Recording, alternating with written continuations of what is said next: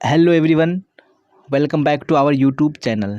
तो आज की इस वीडियो में हम लोग कवर करने वाले हैं Bihar board 12th class English 100 marks के पोएट्री सेक्शन का पोएम नंबर 8 फायर हाइम। तो यहाँ पे हम लोग जितने भी क्वेश्चन करेंगे यह सारा क्वेश्चन इंपॉर्टेंट रहेगा, तो आपको एक एक क्वेश्चन को ध्यान से देखना है और कमेंट में आंसर देना है। चलिए, तो आज का जो हमारा पोएम है वो है फायर हाइम। जी हाँ, तो यहाँ पे मैं आपको हाइम का मीनिंग बता दूँ। यानी हाइम हम लोग उसको बोलते हैं, यानी कोई भी पोएम हो गया या कोई सॉन्ग हो गया जिसमें हम लोग गॉड की क्या करते हैं, तारीफ़ करते हैं, या जिसमें गॉड का प्रेज़ किया जाता है, उसी को हम लोग क्या बोलते हैं, हाइम बोलते हैं। क्वेश्चन की ओर चलते हैं। यहाँ पे फर्स्ट क्वेश्चन में क्या बोला जा रहा है आपको, यानी Keki N Daruwalla was a dash by religion. जी हाँ, जो केकी एन दारूवाला थे वो धर्म से वो क्या थे, एक मुस्लिम थे या हिंदू थे या क्रिश्चियन थे या पारसी थे। तो यहाँ पे जो आपका ऑप्शन नंबर डी है बिल्कुल करेक्ट हो जाएगा, यानी धर्म से क्या थे, वो पारसी थे। अब अगला क्वेश्चन देख लेंगे हम लोग। क्वेश्चन नंबर 2 क्या है क्वेश्चन नंबर 2 में, और आप लोग भी आंसर बताते चलिएगा क्या होगा answer.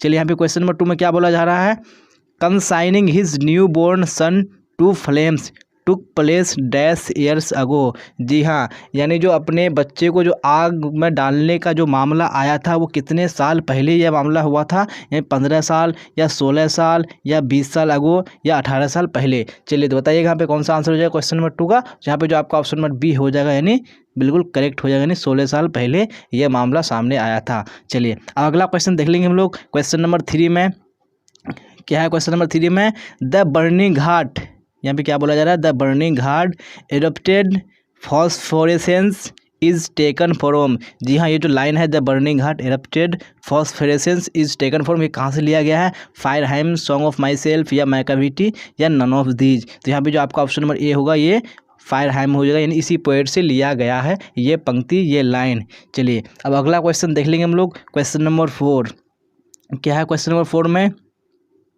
Fire hymn is written by Rupert Brooke, T S. Eliot, Kamala Das या केकी एन दारूवाला। तो मैं आपको बता दूं, आपका ऑप्शन नंबर डी बिल्कुल करेक्ट हो जाएगा, यानी केकी एन दारूवाला ने लिखा है। चलिए, अब देखेंगे पे अगला क्वेश्चन, यानी question number 5 Keki N Daruwalla is an dash poet. तो ये कैसे पोएट है, यानी ब्रिटिश पोएट है या अमेरिकन पोएट है या अफ्रीकन पोएट है या इंडो एंग्लियन। तो जी हाँ, तो यहाँ पे 5 का जो आपका आंसर हो जाएगा ऑप्शन नंबर डी हो जाएगा, यानी इंडो एंग्लियन पोएट। तो इंडो एंग्लियन को मैं बता दूं, यानी इंडो एंग्लियन पोएट उस पोएट को बोलते हैं, जी हाँ, जो यानी राइटिंग यानी जो लिखते तो है वो इंग्लिश में, लेकिन जो उनका नेटिव लैंग्वेज होता है उनका क्या होता है, यानी इंडिया का कोई एक लैंग्वेज होता है, उसी को हम लोग क्या बोलते हैं, इंडो एंग्लियन बोलते हैं। चलिए, अब अगला क्वेश्चन देख लेंगे हम लोग। क्वेश्चन नंबर 6 क्या है, क्वेश्चन नंबर 6 में it was the dash of the poet along with him passing by the cremation ghat. जी हाँ, यानी जो हमारा पोएट था, जो वो शमशान घाट यानी क्रीमेशन घाट के पास से जब गुजर रहा था,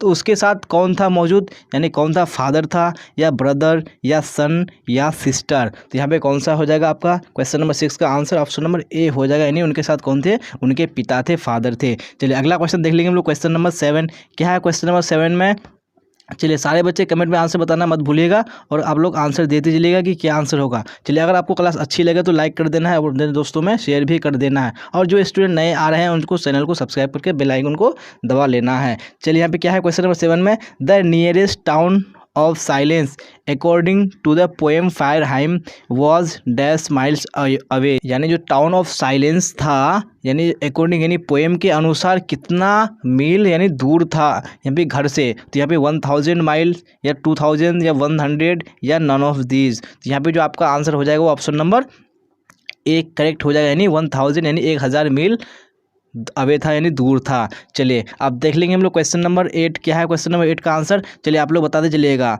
यहाँ पे क्या बोला जा रहा है, who has violated the tradition of his religion by cremating. जी हाँ, यानी किसने दाह संस्कार करके अपने धर्म की परंपरा का उल्लंघन किया। तो यहाँ पे बताने हैं किसने किया था उल्लंघन, डी.एच. Lawrence, T.S.. एलियट, केकी एन दारूवाला या नन ऑफ दीज। यहाँ पे कौन हो जाएगा आपका ऑप्शन नंबर सी, यानी केकी एन दारूवाला ने उल्लंघन किया था अपने धर्म का।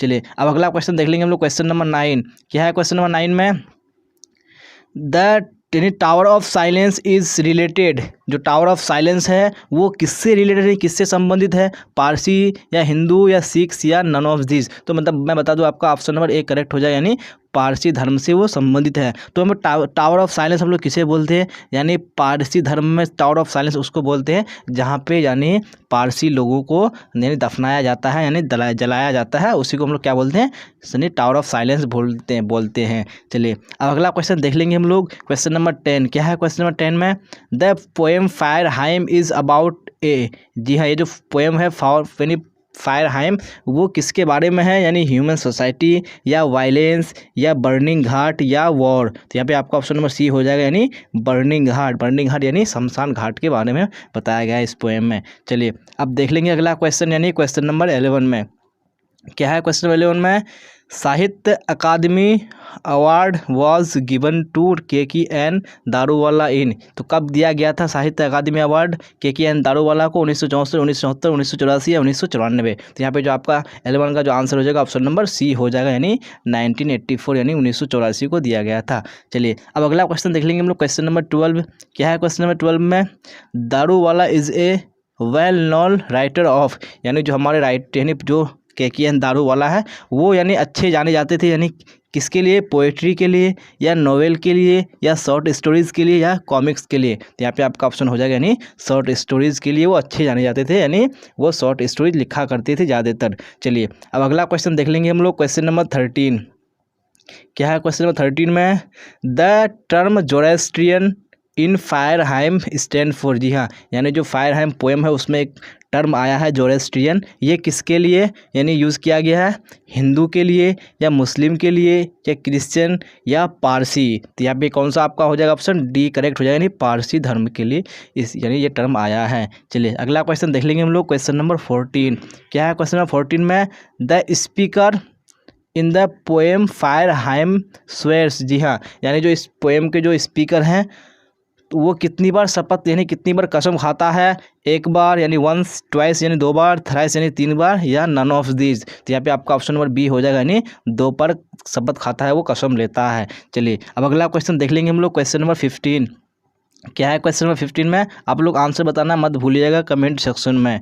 चलिए the term debauchery in fire hymn stand for. जी हाँ, ये जो टर्म है डेबोचेरी जो कि फायरहाइम पोएम में यूज़ हुआ है, तो ये किसके लिए हुआ है, मॉरल बिहेवियर या डिसगस्टिंग बिहेवियर या इमोरल बिहेवियर या नन ऑफ दीज। तो यहाँ पे कौन सा आंसर करेक्ट हो जाएगा, आपको ऑप्शन नंबर सी हो जाएगा। डिबोचरी का मीनिंग क्या होता है मैं आपको बता दूं, यानी अय्यासी। जी हाँ, आपको अय्यासी पता ही है, अय्यासी किसे बोलते हैं, ये इमोरल बिहेवियर हो जाएगा, उसके लिए ये प्रयोग हुआ है। चलिए अगला क्वेश्चन देख लेंगे हम लोग। क्वेश्चन नंबर 16 क्या है। क्वेश्चन नंबर 16 में the cremation of dead bodies of dash are somewhat different. जी हाँ, यानी जो डेड बॉडीज़ का यानी जो लाशों का जो यानी दाह संस्कार डिफरेंट है, यानी ज़रा हटके है, वो कौन से धर्म में है, हिंदू धर्म में या मुस्लिम धर्म में या पारसी धर्म में या क्रिश्चियन में। तो यहाँ पे कौन सा हो जाएगा, ऑप्शन नंबर सी हो जाएगा, यानी जो पारसी धर्म में जो है डेड बॉडीज़ का यानी जो लाशों का जो क्रीमेशन होता है यानी दाह संस्कार होता है वो थोड़ा हटके यानी जो अलग होता है बाकी धर्मों से। चलिए अब देख लेंगे हम लोग अगला क्वेश्चन, यानी क्वेश्चन नंबर 17 क्या है। क्वेश्चन नंबर 17 में the poet sees the red hot.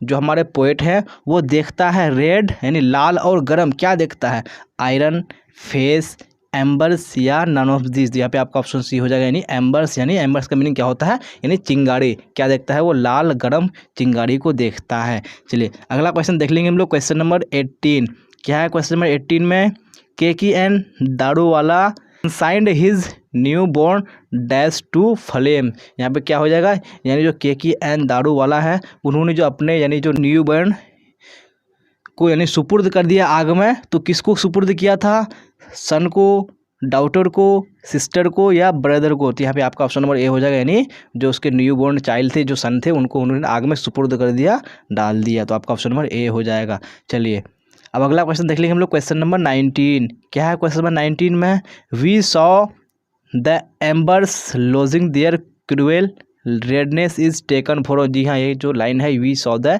एम्बर्स lodging there cruel, redness is taken for कहाँ से लिया गया है ये line, song of my self, fire hymn, the soldier या स्नेक। तो यहाँ पे जो आपका ऑप्शन नंबर बी हो जाएगा, करेक्ट हो जाएगा। यानी ये जो लाइन है ये फायरहाइम से लिया गया है, जो कि पोएम 8 है हमारा। चलिए अब देख लेंगे अगला क्वेश्चन, यानी क्वेश्चन नंबर 20 क्या है। क्वेश्चन नंबर 20 में Keki N Daruwalla was born in, जी हाँ तो कब पैदा हुए थे हमारे पोएट, 1927 या 1929 या 1933 या 1937। तो यहाँ पे आपका जो आंसर हो जाएगा ऑप्शन नंबर डी हो जाएगा, यानी 1937 ईस्वी को पैदा हुए थे। जी हाँ, तो हम लोगों ने इस जो पोएम के जितने भी इंपॉर्टेंट क्वेश्चन थे, ऑब्जेक्टिव, हम लोगों ने कंप्लीट कर लिया है। अगर आपने पूरा वीडियो देखा है तो आपके जो इस पोएम है इससे जितना भी क्वेश्चन ऑब्जेक्टिव था सारा कवर हो गया है, आपको और पढ़ने की ज़रूरत नहीं है। अगर आपको क्लास अच्छी लगे तो लाइक कर देना है और अपने दोस्तों में शेयर करना है। अगर आप इस चैनल पे नए हैं तो चैनल को सब्सक्राइब करके बेल आइकन को दबा लेना है।